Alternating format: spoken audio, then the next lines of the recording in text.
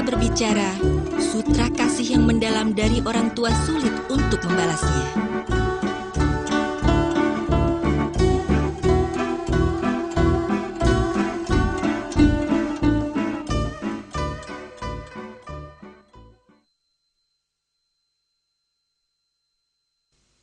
Pada saat Sang Buddha di Taman Ananda Pindika negeri Sravasti bersama 2.500 biksu dan 38.000 bodhisattva.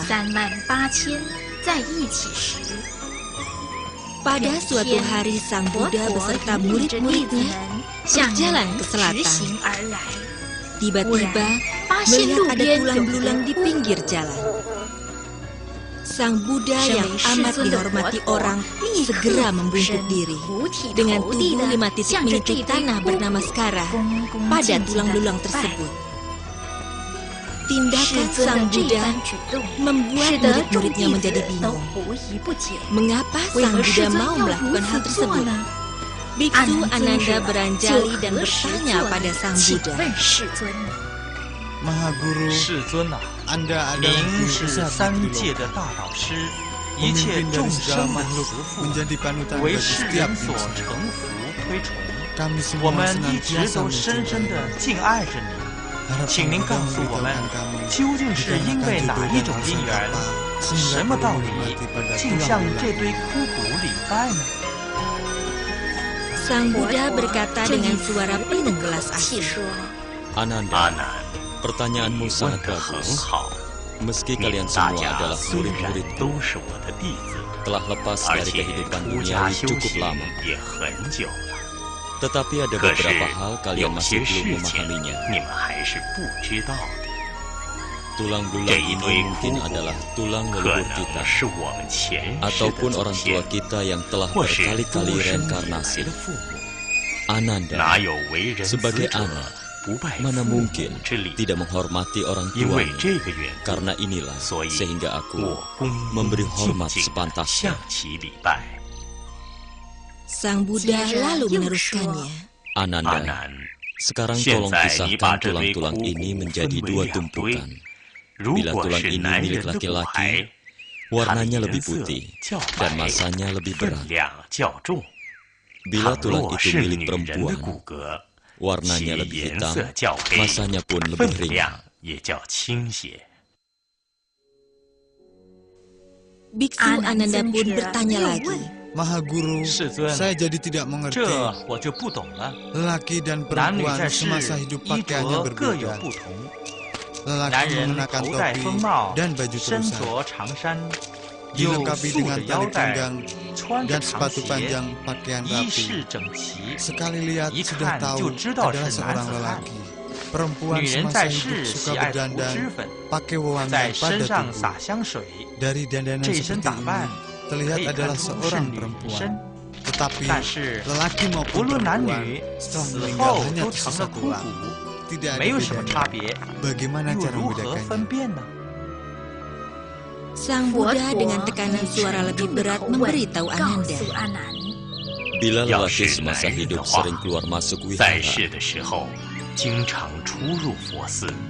mendengarkan pembabaran Dharma Sila, menghormati Sang Buddha, Dharma dan Sangha, juga sering melafalkan nama Buddha berdasarkan jodoh baik ini. Setelah meninggal, tulangnya berwarna putih seperti giok dan berat.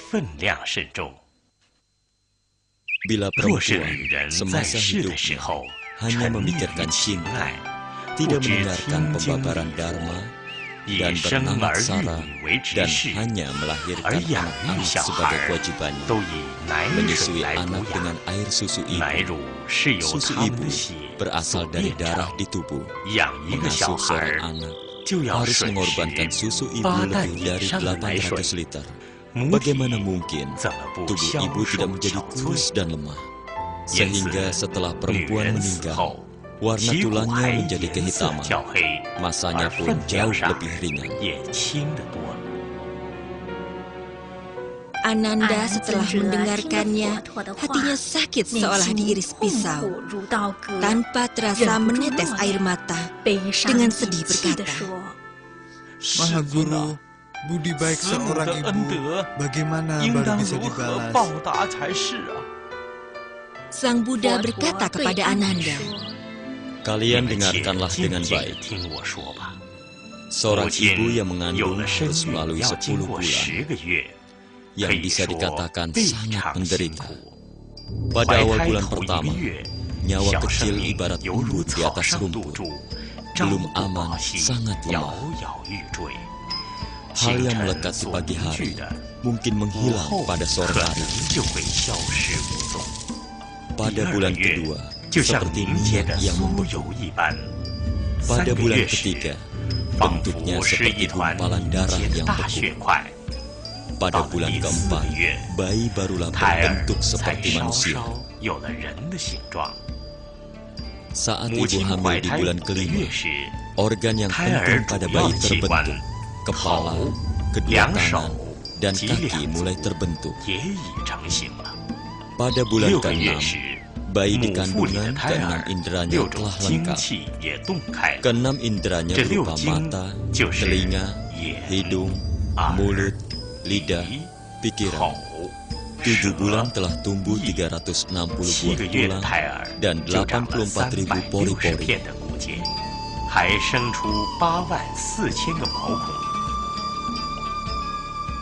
Pada bulan ke-8, otak pada bayi telah tumbuh sempurna, sudah memiliki akal dan hati. 9 lubang di tubuh manusia, sepasang mata, 2 telinga, 2 lubang hidung, mulut, anus, dan saluran kencing pun telah terbuka. Pada bulan ke-9, sering menendang dan memukul. Seperti getaran gunung menyebabkan ibu sulit makan dan tidak nyaman. Bayi selama di kandungan hingga saat dilahirkan selalu mengkonsumsi darah ibu sebagai gizi agar mempertahankan hidup. Sampai di bulan ke-10, seluruh organ telah tumbuh sempurna. Bayi pun siap dilahirkan. Melewati kehamilan 10 bulan, ibu telah menjalani berbagai penderitaan. Demi melahirkan bayi biar selamat, darah ibu mengalir seperti sungai. Agar bayi mengikuti aliran darah terlahir 2. Apabila saat kelahiran, kedua belah tangan dan kaki terlipat, maka bayi lahir dengan sukses, mengurangi luka dan penderitaan ibu. Bila kelahirannya sulit, bayi menendang dan memukul membuat ibu sangat kesakitan. Seperti dirajam ribuan pisau, seperti dipanah ribuan anak panah, berjuang di ambang batas hidup dan mati. Sebagai anak, jangan lupakan penderitaan ibu saat melahirkan dan mendidikmu. Bila tidak, benar-benar tidak berperi kemanusiaan. Melalui berbagai kesulitan, seorang ibu baru bisa melahirkan anaknya. Bila diperinci, seorang ibu paling tidak mempunyai 10 budi besar. Pertama, budi ibu saat mengandung bayinya, dengan sepenuh hati merawatnya. Kedua adalah budi penderitaan saat ibu melahirkan. Budi ketiga, setelah kelahiran lupa dengan penderitaannya.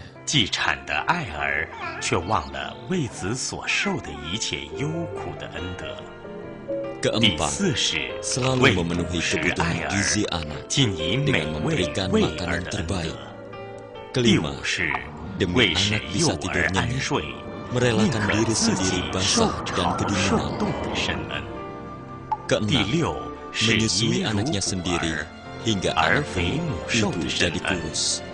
Ketujuh, demi menjaga kebersihan tubuh anaknya, merelakan tangannya jadi kotor, kulit jadi kasar dan pecah-pecah. Kedelapan, budi ibu yang rela menanggung rindu dan sepi saat anaknya pergi jauh. Kesembilan, budi ibu yang rela berkorban demi menyelamatkan anaknya. Kesepuluh, kasih seorang ibu yang tidak pernah berakhir. 永无休止的深恩。 Setelah ini, Sang Buddha membabarkan 10 budi ibu yang mulia. Pertama, budi ibu merawat semasa dalam kandungan. Terlahir jadi manusia sangat sulit. Setelah reinkarnasi berulang kali, barulah terlahir sebagai manusia. Mungkin juga berjodoh dengan orang tua yang melahirkan, hingga terlahir ke dunia ini. Dalam 5 bulan bayi dalam kandungan, ibu mulai membentuk organ tubuh. Pada awal bulan ke-6, ke-6 indera, mata, telinga, hidung, mulut, lidah dan pikiran telah terbuka. Berat badan bayi setiap hari bertambah. Ibu merasakan beratnya bagai gunung. Bayi dalam kandungan sembarangan menendang dan bergerak, sehingga ibu merasa seperti ada gempa dan bencana hati senantiasa cemas. Dalam hati selalu mengkhawatirkan bayi dalam kandungannya. Ditambah dengan kekalutan pikiran sehingga jadi malas berdandan. Pakaian yang indah pun disimpannya, jarang memakai kosmetik. Kedua, budi menderita saat melahirkan. Setelah menjalani 10 bulan masa kehamilan, di akhir masa kehamilan, ibu seolah-olah menderita penyakit yang berat.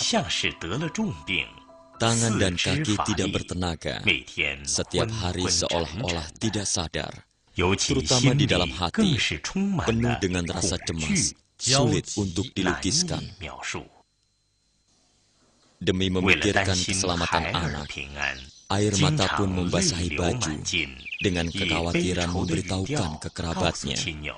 Yang paling aku takutkan bukan keselamatan diri sendiri, tapi cemas dewa kematian akan mencabut nyawa kecil anak kesayanganku. Ketiga, budi ibu demi anak melupakan kecemasan. Saat melahirkan, seorang ibu karena memakai banyak tenaga, seolah-olah semua organ tubuh tercerai-berai, meronta tidak sadarkan diri berkali-kali. Darah yang mengalir seperti kambing yang disembelih.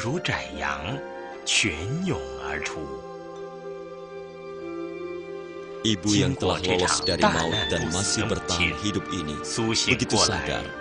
Hal pertama yang ditanya adalah keselamatan anaknya. Mengetahui anaknya selamat, sembari menggendong anaknya, hatinya senang, terukir senyum bahagia di wajahnya. Setelah kebahagiaan itu lewat, kesakitan yang tidak tertahankan kembali menerjang. Tadi saat demi anak melupakan kesakitan, sekarang harus menanggung sakit hati.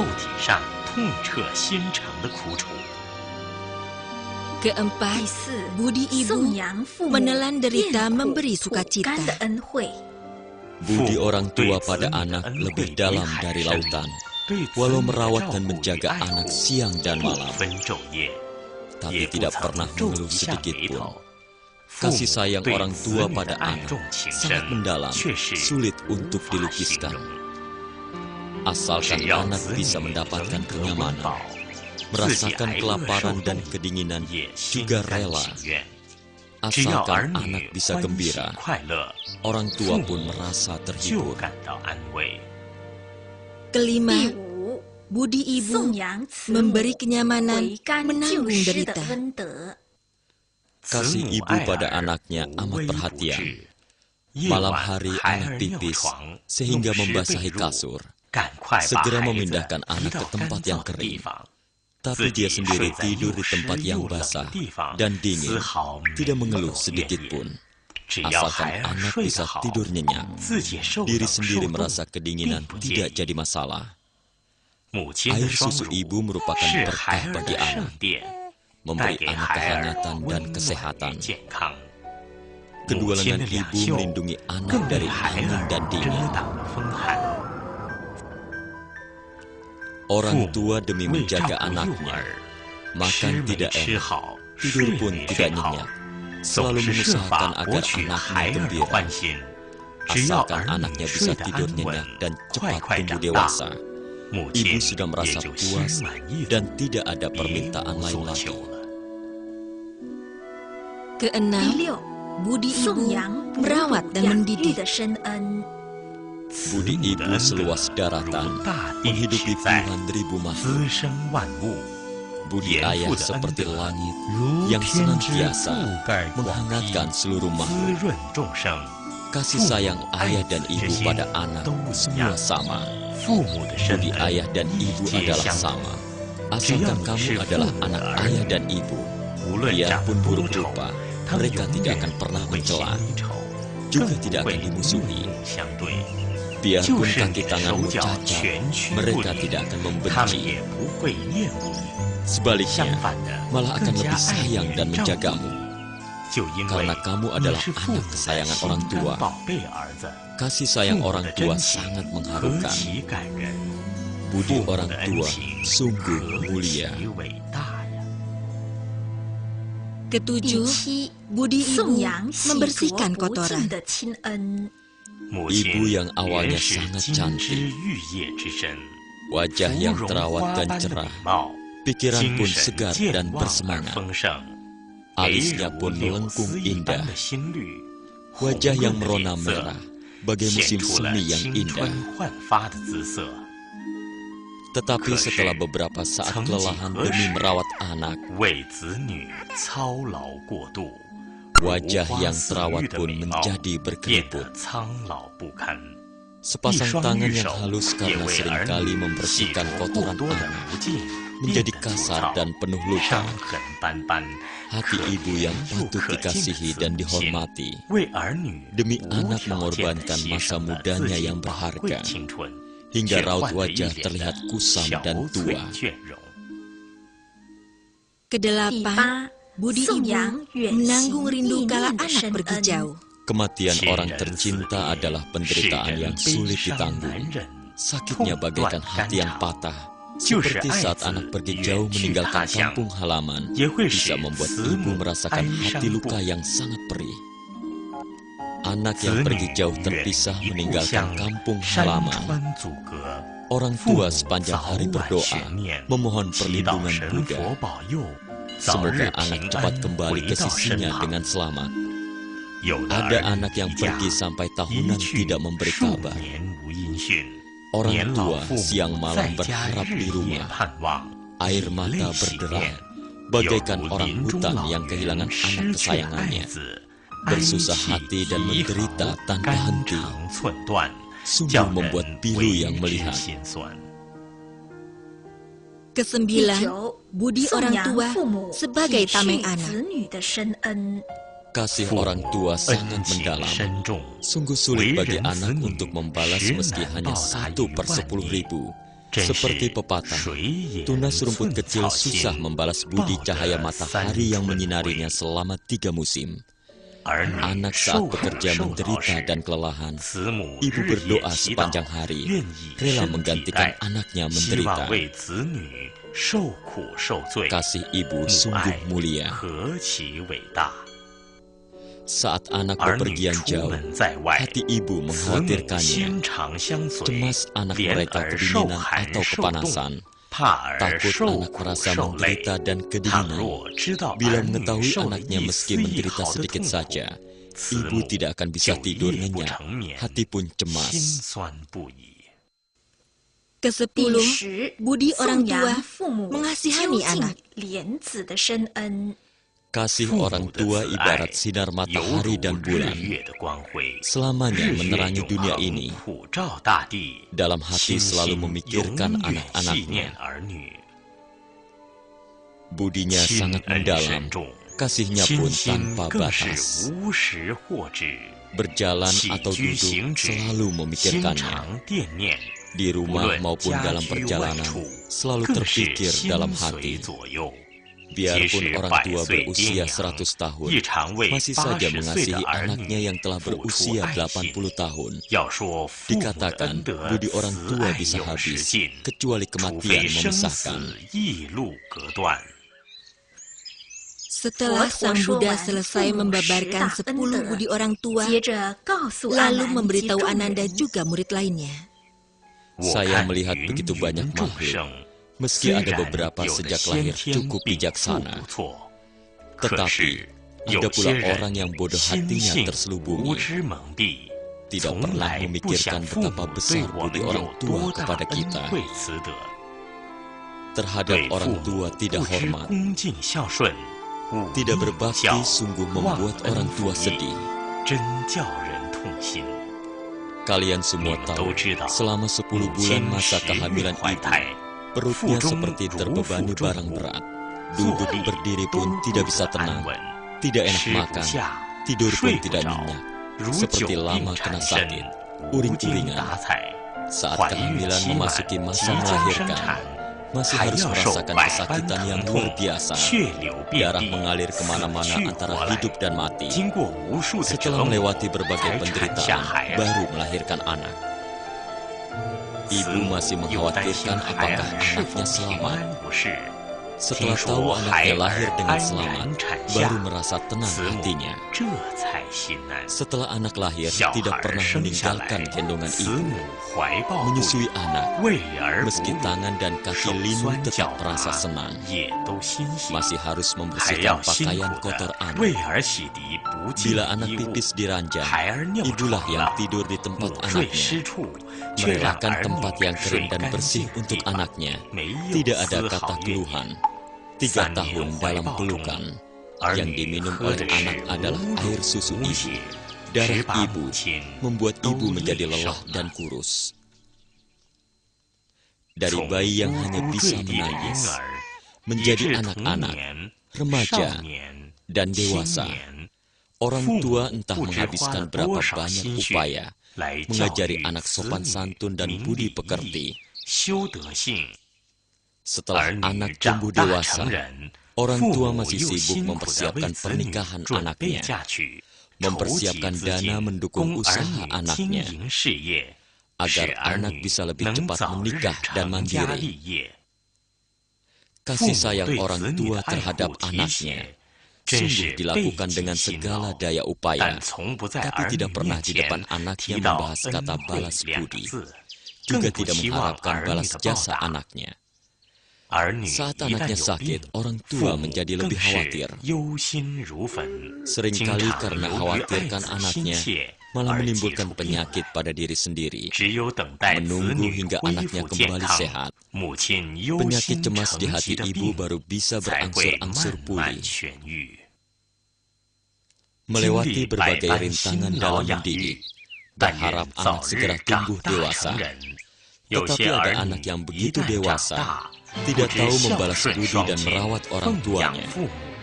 Ajaran orang tua tidak digubris atau ditentang, sampai-sampai melotot seperti musuh.